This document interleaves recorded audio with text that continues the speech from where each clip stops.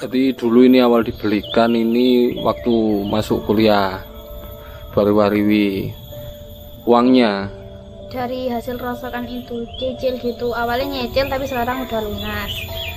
Dari hasil pertama rosokan itu dikumpulkan beberapa bulan, habis itu dijual, dilumpuhkan lagi beberapa bulan baru dijual. Untuk yang di Batu itu adik, berarti adiknya Husnul yang cowok itu ya. Iya.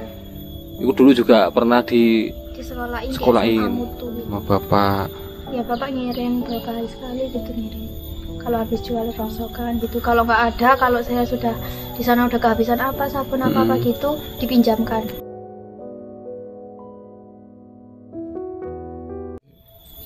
Jadi teman-teman, di sini kita ketemu lagi sama Husnul. Ini belum pulang, besok jadi pulangnya. Dan tadi aku sempat kemarin dapat kabar cerita dari Bang Graha. Kemarin aku pinjem motornya Husnul, remnya blong, yang belakang dipakai bahaya. Jadi ini motornya teman-teman Beat. Tadi juga udah tak cobain, remnya ngeblong. Yang belakang ini tinggal rem depan, sama bannya itu agak kilo-kilo. Mungkin nanti dibawa ke bengkel kampas remnya mungkin. Nah ini motor siapa Husnul? Motor dibelikan bapak. Motor dibelikan bapak Untuk riwariwi kuliah dari pondok ke kampus, soalnya kan lumayan jauh. Jadi dulu ini awal dibelikan ini waktu masuk kuliah, baru wariwi uangnya dari hasil rosokan itu cicil gitu. Awalnya nyicil tapi sekarang udah lunas. Dari hasil pertama rosokan itu dikumpulkan beberapa bulan, habis itu dijual, dilumpuhkan lagi beberapa bulan baru dijual, terus itu dibelikan motor ini. Berarti bayarnya cicil bapak. Cicil. Dan bapak nggak bisa naik motor ya tapi? Nggak bisa. Oke, jadi Pak Miskam tidak bisa naik motor teman-teman. Jadi ini dulu pembeliannya itu nyicil dari uang rongsokan dikumpulin gitu ya. Terus awal Husnul masuk kuliah dipakai buat kuliah motornya, buat riwariwi lah hitungannya. Berarti yang tetangga yang nguliahin Husnul itu siapa namanya? Mbak Dian. Mbak Dian. Sekarang masih sering kontak-kontakan ya? Masih sering. Masih ketemu nggak kadang? Sering ketemu, tiap hari raya juga ketemu. Kalau awal pulangan pondok saya selalu pulang ke sana, terus pulang ke sini. Jadi bagi kayak pulangnya liburannya 10 hari, jadi saya 5 hari di sana, 5 hari di sini gitu. Ya, jadi seperti itu teman-teman. Rumahnya dulu sini ya, dekat kafe, tempatnya Pak Budi ya. Mbak Dian itu yang nguliahin, yang mondokin, bayarin Husnul itu. Dan infonya untuk yang di Batu itu adik, berarti adiknya Husnul yang cowok itu ya. Iya. Itu dulu juga pernah sekolahin. Di SMK Mutu gitu, lagi di SMK Mutu itu, tapi nggak mau, udah beberapa bulan gitu leren. Terus pindah lagi sekolah lagi di pondok seperti saya, tempat saya jadi satu pondok sama saya, tapi yang putra itu juga gitu, dia nggak kerasa, terus akhirnya milih pulang, terus milih kerja di sana di Batu. Kerja di Batu itu kerjanya apa di sana? Kadang kayak tempat wisata kayak gitu, kirim-kirim barang gitu. Oh, tempat wisata sama kirim-kirim barang. Udah pernah nekokitin ke sini, pulang sini? Pulang hari raya kemarin tuh pulang berapa hari, sebentar terus kembali lagi ke sana, soalnya banyak pekerjaan di sana, jadi nggak bisa ditinggal lama-lama. Sebenarnya pengen pulang ke sini tapi nggak bisa, soalnya nggak diizinkan sama bosnya, soalnya banyak kerjaan di sana. Oh, kerjaannya masih ketat ya. Lagian juga dari sana ke sini tuh biayanya mahal. Satu kali perjalanan itu 275. Itu naik Grab. Naik Grab. Itu pulangnya saja. Berarti nggak punya kendaraan? Enggak. Wariwi nggak punya. Soalnya baru sih kerja di sana juga dia ngekos, jadi uangnya itu harus dibagi dua buat bayar kosnya sama buat makannya di sana juga gitu.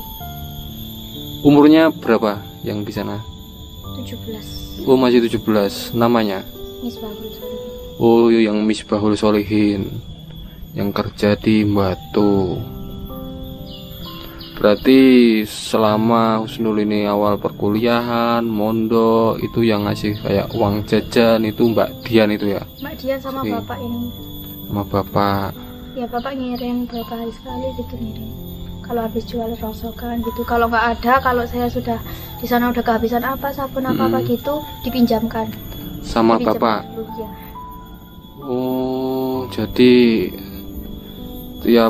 tiap Husnul di sana untuk kuliah, untuk selain dari Mbak Dian ini juga dari bapak. Uang hasil rongsokan kadang dikirimin ke Husnul buat biaya sehari-hari di sana. Kalau lagi nggak ada berarti pinjem. Nggak pinjem, sering pinjem sih, nggak ada gitu sering pinjem. Pinjemnya ke mana biasanya? Ke Pusanikem. Pusanikem itu siapa? Sudah ya kayak tetangga tapi udah dianggap saudara gitu. Udah dianggap saudara. Biasanya dikirimin itu berapa sama bapak? 50.000 itu untuk makan bensin aja. 1 minggu kan PP tiap hari masuk kuliah itu 1 minggu kemarin itu 5 kali. Jadi 1 kali jalan itu kan 10.000 bensinnya. Itu PP kuliah? Iya kuliah aja. Ke pondok. Jadi 50.000 buat 5 hari. Tentu sih bapak biasanya ngirimnya 2 minggu sekali. Oh kadang 2 minggu sekali, tergantung ada uang enggaknya. Iya.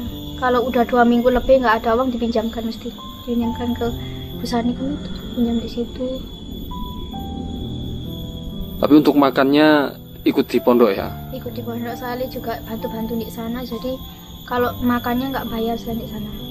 3 hari apa sehari 3 kali ya tapi Sehari makannya? 3 kali. Jadi seperti itu teman-teman, untuk biaya sehari-hari, untuk riwa-riwi dari pondok ke kuliah, kadang itu juga Pak Miskam itu ngirimin uang entah 2 minggu sekali, kalaupun nggak ada dipinjamkan dulu ke tetangga.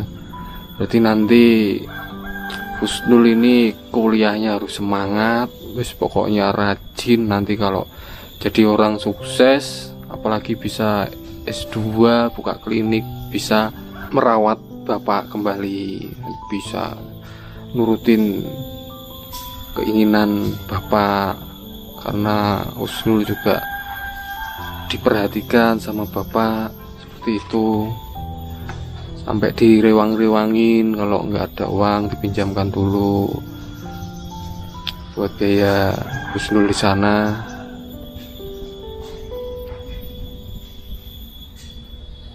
Tapi Husnul kalau nengok ke sini, nginep di sini, betah nggak? Kerasan nggak? Kerasan. Rasanya. Besok Minggu berarti balik ke pondok. Senin udah masuk kuliahnya. Masuk. Seminggu masuknya berapa kali? Kalau yang semester dulu itu 5 kali, sekarang cuma 4 kali. Senin sampai Kamis. Sampai Kamis. Masuknya pagi apa ini siang kelasnya? Tergantung jamnya dosen. Kalau pagi ya pagi, kadang pagi sampai sore gitu. Tapi kalau jam-jam kosong di tengah-tengah kosong itu cuma sore aja, jam 3 sampai jam 5, jam 2 sampai jam 5 gitu.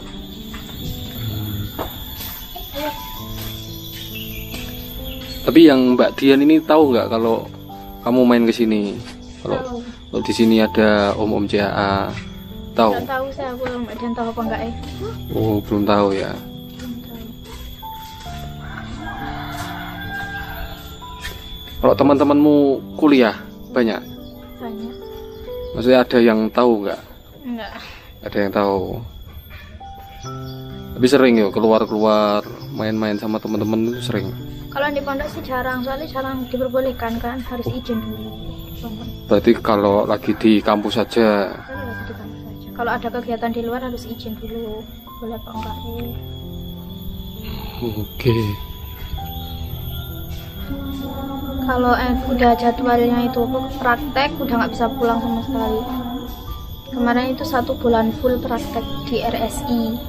RSI ini Gudang lagi. Oke.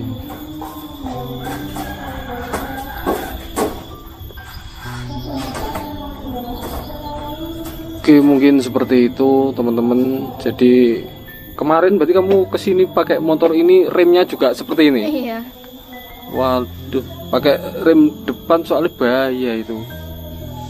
Tapi kalau dinaikin ini banyak, kerasa nggak ini? Kerasa lihat Kerasa ya? ini Lihat. udah 2 minggu lebih udah gini. Udah Setiap 2. tak pakai PP kampus ya gini beda. udah 2 minggu lebih, dari 2 minggu lebih udah.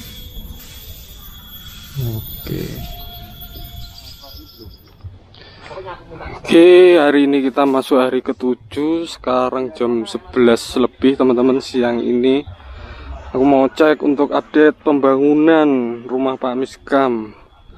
Ini Pak D sama Mas Soyik lagi meninggikan dinding sebelah sini teman-teman.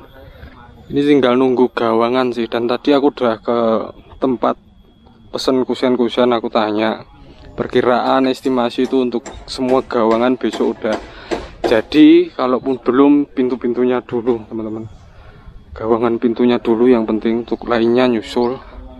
Pokoknya kalau nggak besok lusanya itu udah beres semua untuk gawangan. Jadi Pak D ini sementara ngerjain ninggiin dinding sebelah sini. Berarti hari ini ngerjain ini dulu Pak D nggih? Fokus dulu ya. Berarti gawangannya besok masih bisa nggih? Nggak apa-apa nggih. Ya karena ini nggak tahu ini emang Pak D yang kecepetan apa gimana?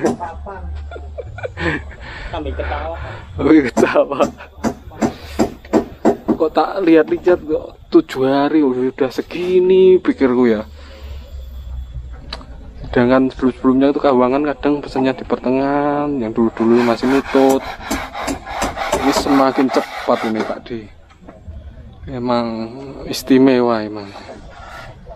Jadi mungkin nanti kedepannya kita patenkan untuk gawangannya, kita pesenkan dulu sebelum pembangunan dimulai, nanti kita pesenkan. Karena ternyata juga sebenarnya sih untuk ya nggak tahu sih, beda tempat mungkin beda ini sih. Untuk pembayaran biasanya boleh dibayar kalau udah jadi semua lunas. Kadang juga DP dulu separuh. Jadi nanti misalkan cari terus mau dibayar di akhir, kalau udah jadi semua, nah itu baru bagus. Seperti itu teman-teman. Untuk di sini Mas Soyik lagi prepare juga masang andang seperti ini. Ini untuk urukannya udah cukup Pak D nggih berarti? Urukannya udah cukup. Untuk tambahan material belanja sementara belum ada. Papan cor lah, beli lagi. Papan cor berapa, butuh berapa lagi Pak D? 8, yang 2,5 kalau ada. Yang 2,5 cm tebelnya. Maksudnya panjang juga. Oh, panjangnya 2,5 meter. Butuh 8 lembar. Terus lem. Napa? Lem rekat. Rekat. Rekatnya pinten Pak D? Loro. Tambah loro sih gampang itu. Tambah 2 sak. Terus apalagi Pak D? Bekel besi telu. Besi bekel Pak D. Nambah mboten? Tambah siji. Tambah tunggal. Cukup ya siji. Oke, tak catat dulu. Semen masih ini Pak D ya? Masih cukup semen sementara. Semen hitam. Nggih. Tinggal berapa sih? Tinggal 4 masihan. Nyusul aja nanti nggih. Nyusul aja. Nggih. Oke, alhamdulillah teman-teman, jadi siang ini kita dapat kiriman makanan lagi dari hamba Allah. Ini dikirim dari Malang Kota ini. Ada ayam kecap, bakmi, fuyung hai, ada capcay, kerupuk, ada kue, lumpur 2, wis mantap. Telurnya kayak telur padang. Jadi matur nuwun buat hamba Allah, semoga berkah barokah dan sehat-sehat selalu. Amin amin ya robbal alamin.